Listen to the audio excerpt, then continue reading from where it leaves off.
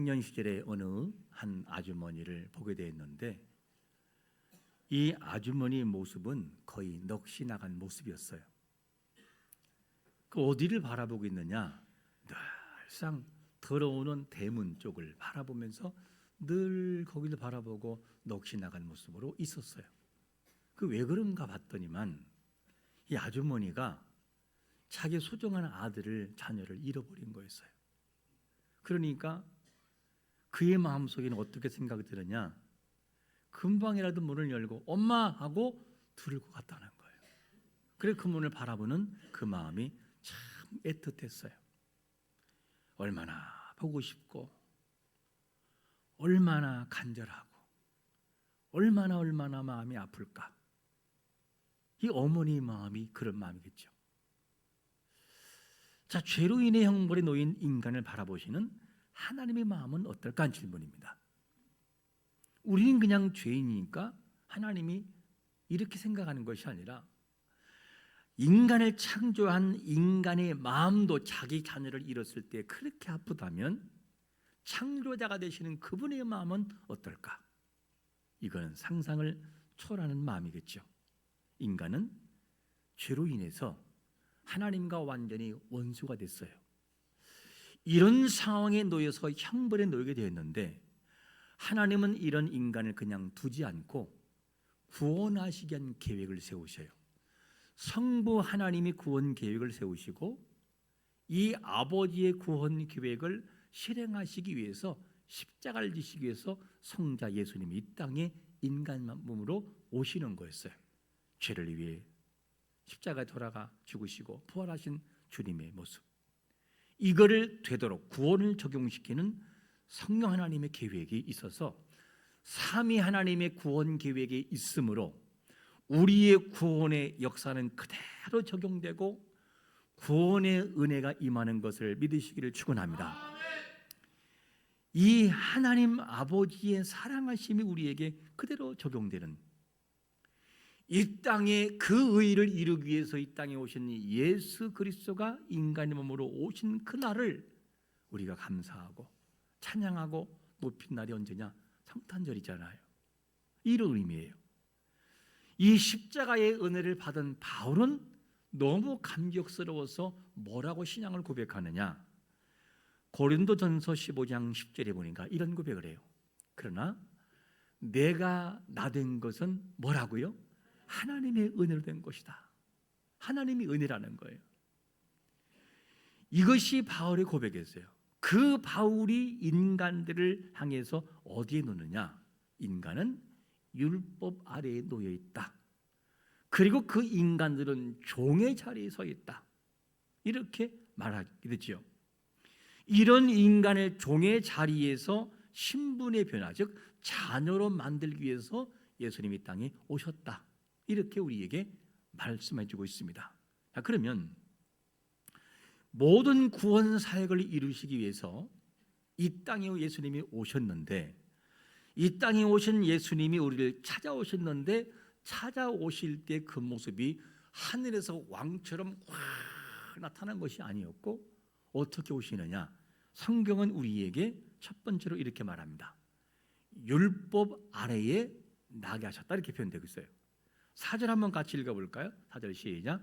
때가 참에 하나님이 그 아들을 보내사 여자에게서 나게 하시고 율법 아래에 나게 하신 것은, 예수님이 이 땅에 오실 때 어떻게 오시느냐? 율법 아래에 여자에게서 났다, 이렇게 표현돼요. 율법 아래. 자, 그러면 율법 아래에 났다라고 하는 것은 구체적으로 어떤 것을 말하는 것이냐는 것이죠. 아브라함의 후손임을 말하는 거예요. 율법 아래라는 말은. 그리고 유대인의 가정에서 태어난 것도 율법 아래에 속하는 것이고, 모세의 율법에 적용되는 삶의 조건 안으로 들어오셨다고 하는 것이 뭐냐? 율법 아래에 놓인 상태예요. 그뿐만 아니라 예수님은 태어난 다음에 유대인의 가정에 태어나서 뭘 행하시냐? 할례를 행하셔요. 할례. 그것도 율법이에요. 유대인의 절기를 다 지키고, 그리고 예수님께서 율법의 통제와 율법의 요구 안으로 들어오셔요. 예수님께서는. 왜냐?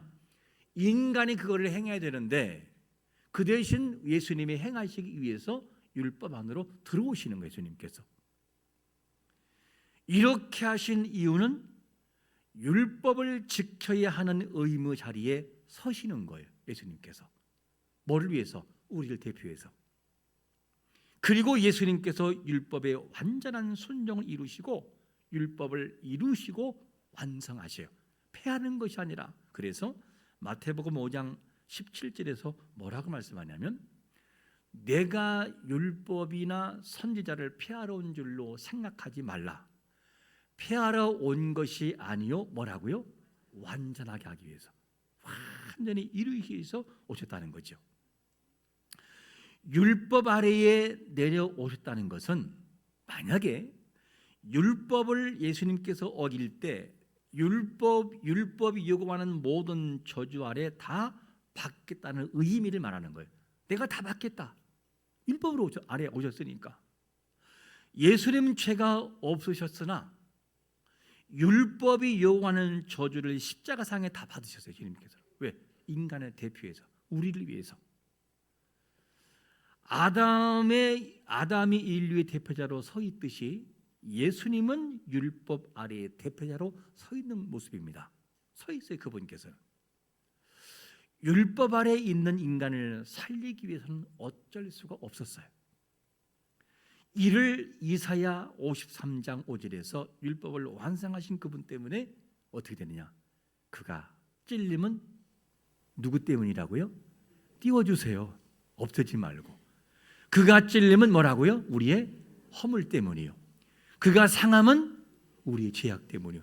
그가 징계를 받음으로 우리는 평화를 누렸고 그가 채찍에 맞음으로 우리는 나음을 얻었다. 예수님 때문에 우리가 누린다는 거예요. 예수님이 아니면 우리는 전혀 이 삶을 누릴 수가 없는 존재가 된다는 것이죠. 예수님 때문에 우리는 평화를 누리고 나음을 입는 것을 믿으시기를 축원합니다. 우리 몸은 저절로 움직이는 게 아니에요. 우리의 전반적인 욕심과 우리 영적인 전 세계는 어떤 것이냐? 예수님과 연결되어 있어요. 하나님이 아니면 살 수 없고 하나님과는 절대로 뗄래야 뗄 수 없는 관계예요. 자, 우리가 지금 우리 몸을 제가 이야기하기 전까지 여러분들의 몸에 있는 세포, 몸 구성 모든 것은 누가 하셨습니까? 라는 질문 던질 때 저는 내 몸이 이렇게 있다고 하는 사실에 대한 감사가 없이 오는 것이 대다수일 거예요. 아마 이렇게 이야기하니까 감사구나 하는 걸 느끼죠. 자, 그러면 우리 몸은 누가 구성하고 누가 움직이고 활성화시키고 있는 것일까? 우리 몸이 움직이는 것은 세포예요. 세포가 있는데 우리 몸을 전체적으로 세포가 구성하고 있어요. 우리 몸의 세포는 양 몇 개가 될까요? 37조 개, 약 37조 개라고 해요. 더 넣어 이 37조 개. 그런데 이 세포가 각자의 역할을 감당하지 못하는 몸에 문제가 생기기 시작을 해요. 우리 몸에는 각 세포가 영양분을 잘 이용해서 활용한 다음에 에너지를 만들어요. 그리고 산소와 영양분을 받아들이고 노폐물을 배출시켜버려요. 그리고 손상된 것을 고쳐서 새로운 세포로 모든 것을 구성해서 서로 정보를 다 공유해. 세포들끼리. 신경세포는 뭐 한 줄 아는가? 신경세포요. 이 신경세포는 뇌와 몸 전체를 연결하는 생각, 감정, 감각, 움직임을 다 조절해내요. 그 신경세포가 하는 거예요. 만약에 신경세포에 딱 문제가 생기면 뭐냐? 팔을 못 쓰게 되는 거예요. 쓰러지게 되는 거죠. 그게 신경세포예요. 근육세포는 뭐를 하죠? 수축과 이완을 잘 원활하게 만들고 심장의 박동수도 조절을 해요. 쿵쿵쿵, 쿵쾅쿵쾅쿵쾅. 이게 아니고 쿵쿵 항상 조절해요. 이것이 잘못되면 뭐가 되죠? 부동맥이 되는 거잖아요. 그리고 걷고 뛰고 숨 쉬는 기능을 잘 움직여서 엔진을 만들어내요. 그게 바로 뭐냐? 근육세포예요. 그런가 하면 혈액세포가 있는데 적혈구가 산소를 잘 운반하고 백혈구는 병균이 들어오면 그냥 싸워요. 그냥 막 우리의 몸에 상처 나서 염증이 생기는 것은 거기서 전사한 거예요. 바로 싸우다가 백혈구가 싸우다가 그리고 피가 나면 잘 멈추게 혈소판을 어떻게 하냐 적당하게 조절해서 딱 멈추게 만들어서 세면 공물이 하듯이 막아내요. 그러니 피가 안 나는 거예요. 이렇게 해서 응급팀을 잘 구성해서 몸을 지켜내는 거예요. 뼈세포는 뭘 하죠? 몸을 잘 보호하고 뼈대를 세워서 우리의 내장 기능과 모든 것이 정상 위치에 서 있도록 몸을 구성해내는 기둥과 같은 역할을 하고 갈비나 이런 모든 것들이 뭐냐? 갑옷 역할을 하는 거죠. 그 세포가 다 하는 거예요. 뼈세포가. 우리의 상피세포, 즉 우리의 피부를 이루는 모든 것들을 어떻게 하느냐? 안으로 들어오는 모든 것을 다 차단시켜 버려놔요. 물고기가 비늘에 딱 터지면서 망가지는 순간 뭐가 오는 줄 알아요? 거기에 침투하는 병균이 생겨서 몸이 썩어지기 들어가기 시작을 해요. 그만큼 중요한 거 하나, 비늘이 하나가. 그리고 장의 모든 영양분을 잘 흡수하게 만들어놓는 것이 뭐냐? 그게 상피세포예요. 몸을 유지하기 위해서 수조 개의 세포가 뭐 하느냐? 각자 역할을 협력해서 감당하는데 만약에 이 역할에서 협력이 깨지면 뭐가 오느냐? 질병이 다가오고 피로가 몸에 다가오게 되는 거예요. 이게 깨지고 협력이 안 되는 순간. 그러니까 몸이 너무나 피곤하고 몸에 질병이 생기면은 달래야 돼요. 얘들아, 세포들아, 싸우지 말고 잘 협력해라. 걱정하지 말고 안전하게 잘 운행해라. 그렇게 하면서 하나님께 기도를 하셔야 됩니다. 하나님, 세포가 정상의 위치에 잘 서서 원활하게 움직이는 은혜를 달라고. 하나님이 움직이지 않고 하나님을 잡지 않으면 모든 건 깨진다니까요. 여러분, 우리의 육신과 우리의 영혼이 하나님의 손에 있음을 믿으시기를 축원합니다. 죄인을 살리기 위해 이 땅에 오신 예수 그리스도, 그분께서 모든 것을 이루셨어요. 하나님 아버지가 계획하셨고 인생을 살리시기 위해서 예수님은 율법 아래에 이 땅에 오셨고 구원을 적용하시는 성령의 은혜 때문에 우리가 구원받게 되는 거죠. 이 은혜가 있어요. 우리를 살리시기 위해서 율법 아래에 오신 예수님이 아니면 우리는 영원한 형벌에 놓이게 되는 거죠. 율법 아래에 오신 예수님이 우리의 구원자가 되시고 생명이 되시는 것을 조금도 의심하지 않기를 축원합니다. 이를 안다면 인간의 몸을 입으시고 이 땅에 오신 예수 그리스도를 찬양하는 이 성탄절기에 그렇구나, 나를 위해서 율법에서 구원하시고 나를 통해서 구원하신 이 예수 그리스도의 은혜 때문에 내가 이렇게 서 있는 것이구나, 하나님 감사합니다 하고 찬양하고 고백하는 것이 뭐냐? 성탄절기에 해야 될 우리의 삶의 모습이라는 거죠. 이걸 잊지 말아야 돼요.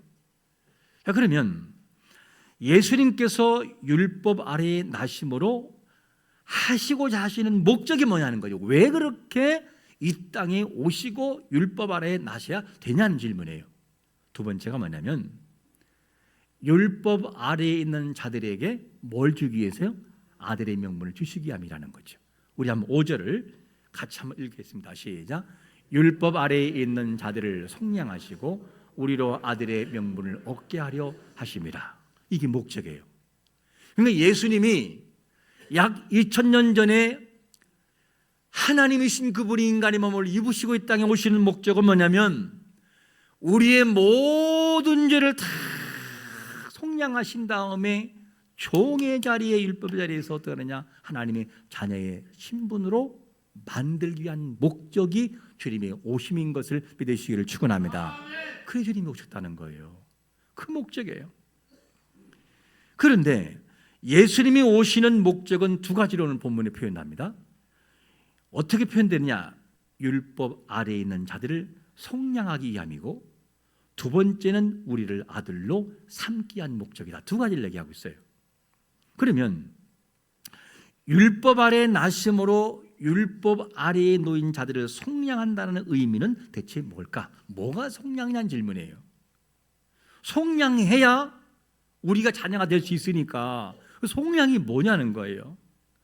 원문에서는 뭐라고 표기되고 있냐면 대가를 지불하여 타인의 지배에서 소유권을 되찾다 이 말이고, 또 한 가지는 몸값을 지불하고 되찾다 이 말이에요.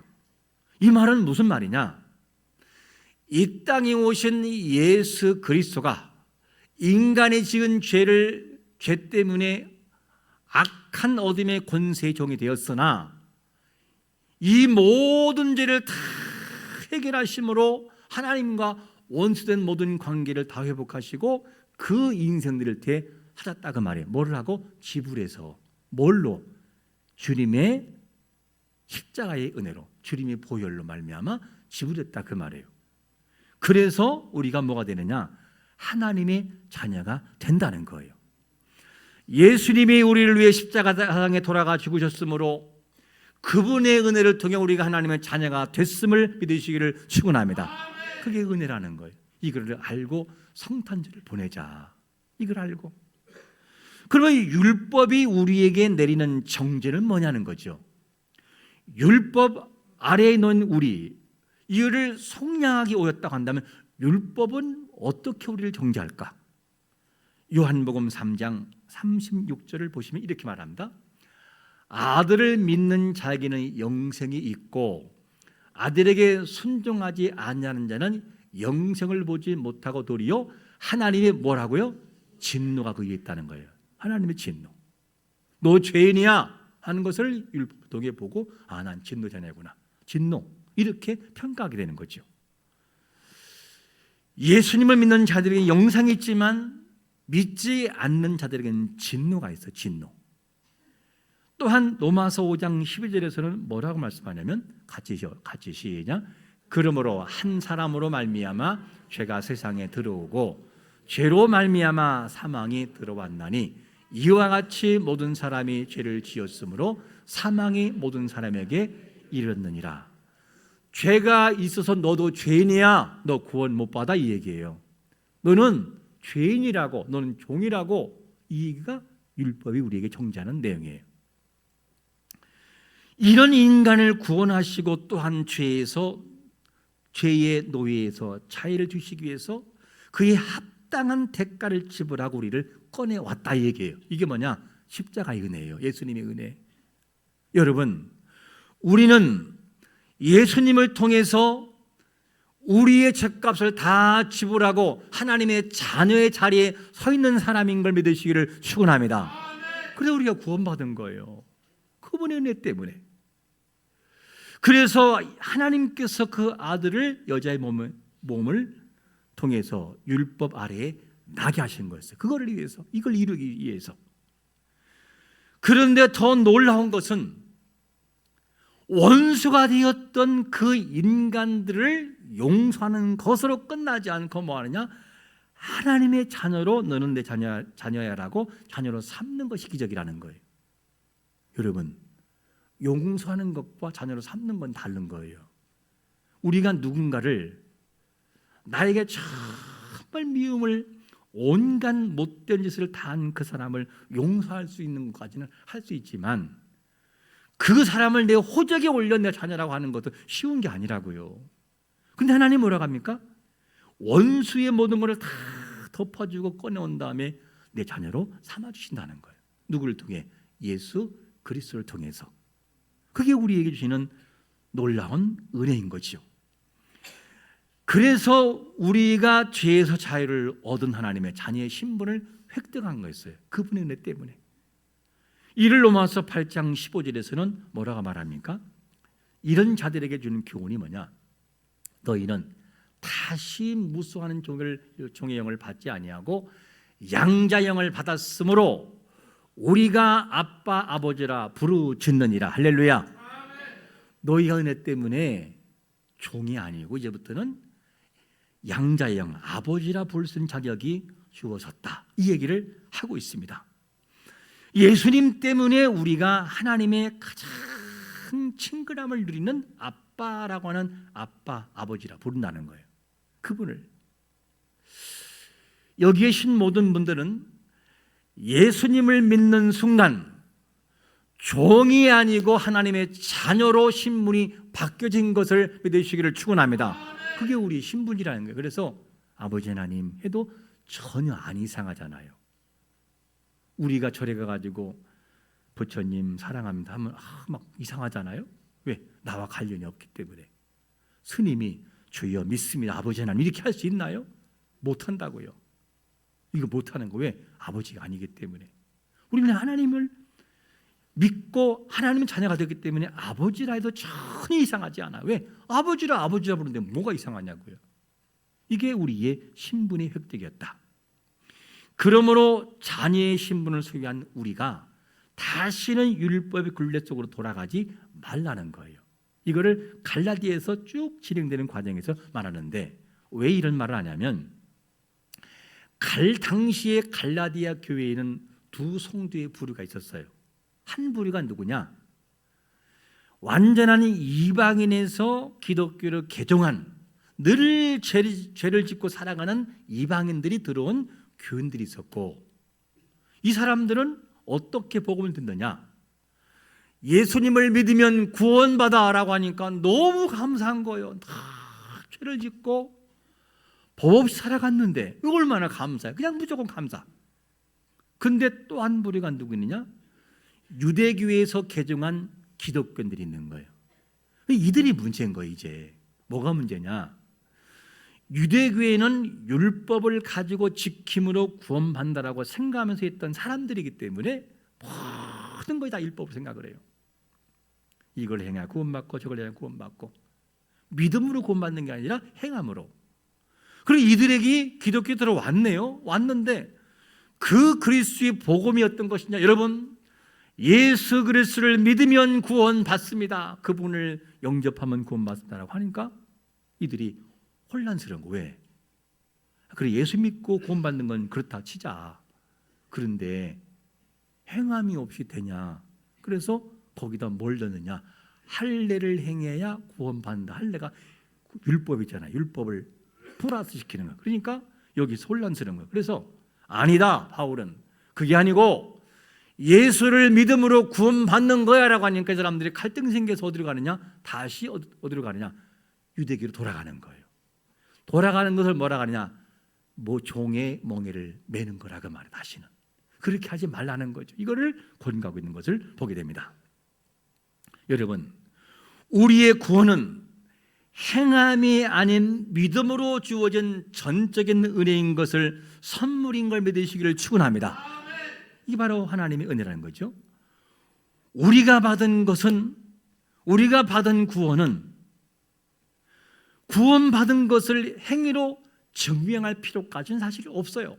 너 구원받았어? 그럼 행위로 증명해봐. 이렇게 한다고 구원이 성립이 안 되고 구원받지 못한 자가 구원받고 잘하면 구원받는 것은 아니에요. 그거는요. 그러나 중요한 것은 뭐냐면 선한 행위는 구원의 열매이기 때문에, 구원의 열매, 온전한 믿음의 열매가 우리의 삶에 나타나는 것은 정상적이라는 거죠. 구원은 우리에게 행위로 증명한다고 구원이 성립되는 건 아니지만, 그러나 선한 행위는 구원의 열매이기 때문에 우리 삶에서 열매로 나타나는 것이 온전한 믿음인 것을 믿으시기를 축원합니다. 그것이 있어야한다는 거죠. 만일 구원받았기 때문에 삶을 무시하고 막 살아가고 사람을 죽이고 도둑질하고 살아가도 왜 구원받았는데 라고 살아가는 사람은 구원파와 똑같은 거예요.